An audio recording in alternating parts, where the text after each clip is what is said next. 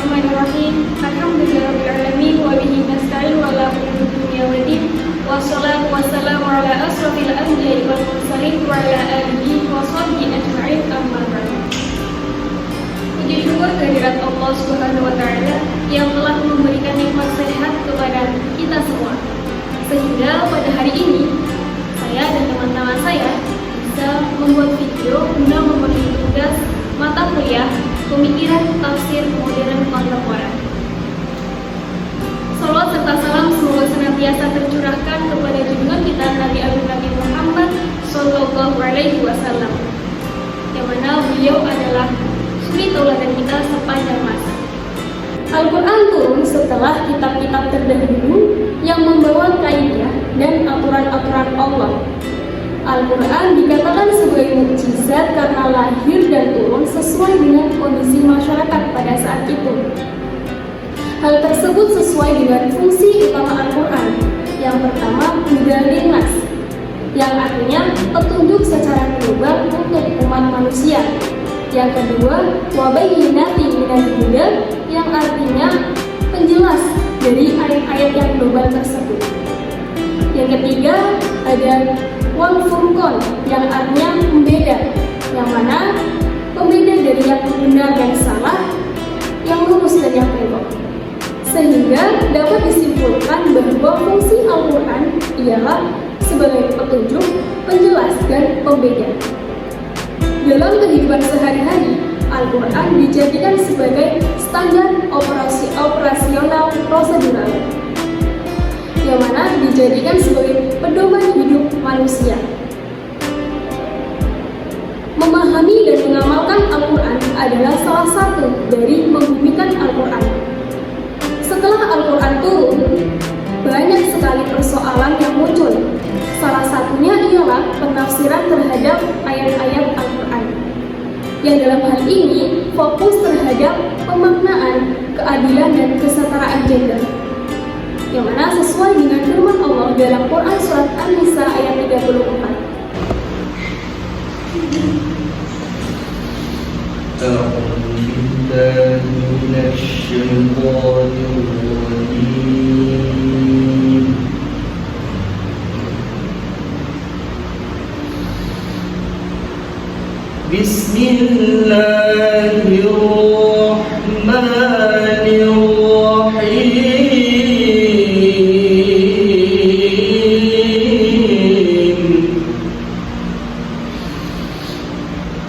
Ar-rijalu qawwamuna 'alan nisa'i bima faddala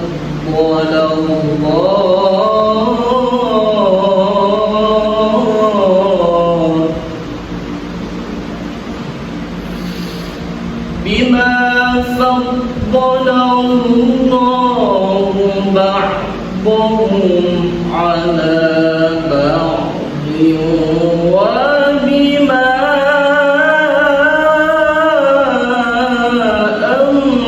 anfaqu min amwalihim.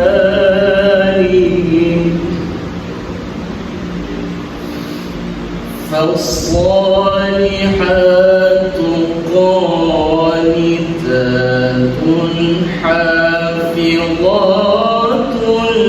lil-ghaibi bima hafizallah.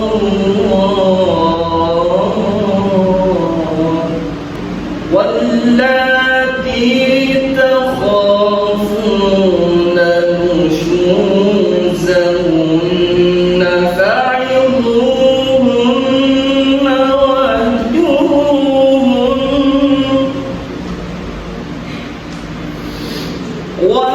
واهجروهن في المضاجع واضربوهن فإن أطعنكم فلا تبغوا عليهن سبيلا إن الله كان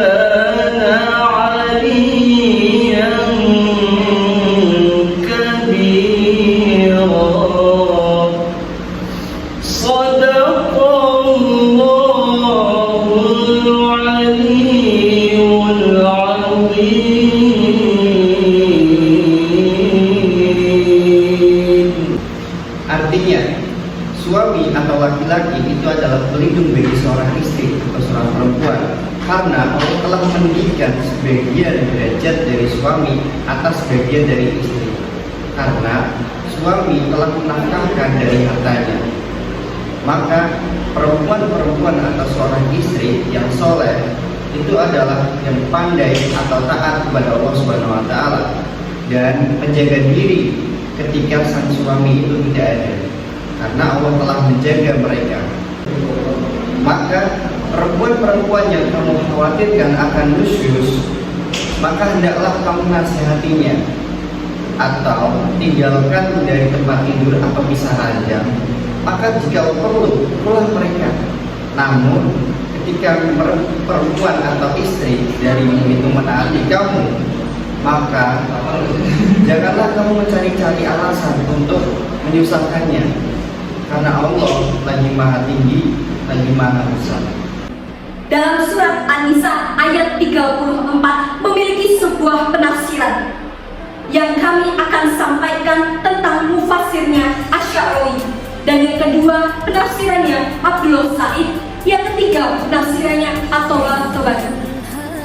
Penafsiran pertama, Asy-Sya'rawi mengungkapkan kata ar-rijalu qawwamuna 'alan nisa, yaitu tanggung jawab suami terhadap istri. Namun tidak semua diinterpretasikan secara umum oleh para mufasir. Para mufasir hanya menyatakan bahwa ayat tersebut termasuk ranah berumah tangga, baik istri maupun suami. Juga ayat tersebut dapat dilandaskan sebuah pertimbangan atau rujukan dalam persoalan-persoalan kehidupan rumah tangga, baik suami maupun istri.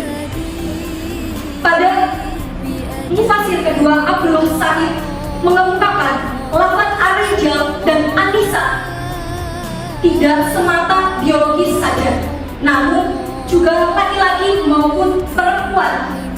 Dalam Al-Quran tersebut memiliki sebuah ideal moral terkait adanya hubungan kesetaraan.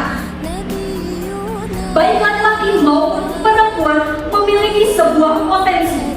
Salah satunya potensi dalam kepemimpinan. Konteks pada zaman sekarang. Dalam surat An-Nisa, Abdullah Said memiliki 3 nilai. Nilai pertama fundamental, yang kedua implementasional, dan yang ketiga institusional. 3. Pendapat At-Tabari. At-Tabari mengemukakan pada lafaz al-qawamu berasal dari kata al-qiyam, yaitu pengaturan kehidupan. Sedangkan lafaz al-fadlu bermakna kelebihan akal. Maksud dari kata Allah melebih-lebihkan sebagian mereka laki-laki atas sebagian perempuan. Dalam hal tersebut adalah kelebihan potensi reflektif. Potensi tersebut dalam bidang keberanian, kekuatan, dan kemampuan dalam mengatasi persoalan-persoalan yang ada. Sedangkan kehidupan wanita hanya bersifat emosional dan sensitif, yang berlandaskan dengan kelembutan dan keharusan. Maksud dari kata mereka laki-laki menginfakkan sebagian harta mereka. Maksud dalam hal tersebut dalam At-Tabari mengungkapkan tentang nafkah atau mahar terhadap wanita maupun istri, sehingga dapat disimpulkan dari 3 penafsiran tersebut. Yang pertama, kata al-qawwamuna 'alan nisa, yakni kewajiban suami terhadap istrinya memiliki sebuah tanggung jawab pada rumah tangga. Dan yang kedua, terkait adanya ideal moral terhadap kesetaraan baik laki-laki maupun perempuan. Namun yang ketiga, pendapat ketiga, yaitu terkait adanya laki-laki lebih utama daripada perempuan ketika mengatur kehidupan, terutama dalam kehidupan berumah tangga. Dapat disimpulkan dari kajian kali ini, Quran surat An-Nisa ayat 34 itu berbicara perihal kesetaraan gender terhadap kepemimpinan. Jadi perempuan itu tidak diperlakukan secara diskriminasi. Contoh dalam soal politik, harta kekayaan, ekonomi, maupun pahala yang diberikan oleh Allah Subhanahu wa Ta'ala. Di akhir pembicaraan ini, kami ada pantun. jalan-jalan ke kota Medan. Jangan lupa mampir ke Suku Harahan. Mungkin hanya itu yang kami bisa sampaikan. Kurang dan lebihnya mohon maaf. Wassalamualaikum